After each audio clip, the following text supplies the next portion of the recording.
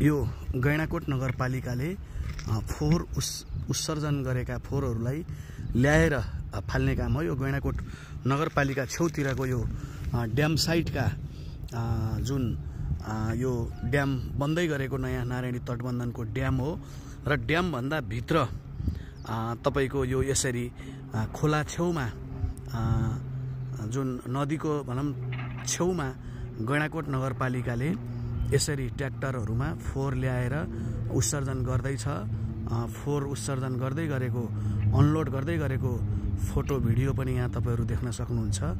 यसरी नगरपालिकाले सिधै नारायणी नदीमा फोहोर उत्सर्जन गर्ने काम यो अत्यन्तै निन्दनीय छ, घोर आपत्तिजनक छ।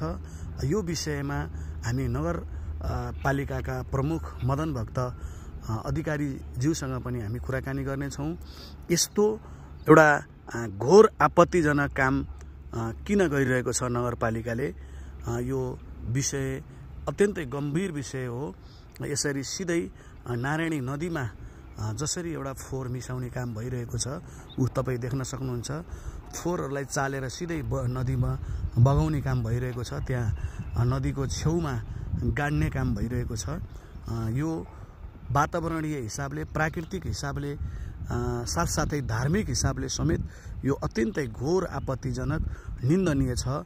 म यसको घोर भर्त्सना पनि गर्छु यो निन्दनीय कार्यको, र यस्ता कार्यलाई अविलम्ब रोक्नको लागि म एउटा वातावरणसँग सम्बन्धित एउटा जिज्ञासु र एउटा वातावरण प्रेमी भएको हिसाबले पनि, एउटा प्रकृति प्रेमी भएको हिसाबले पनि यो तत्काल रोक्नलाई म मेयर ज्यूसँग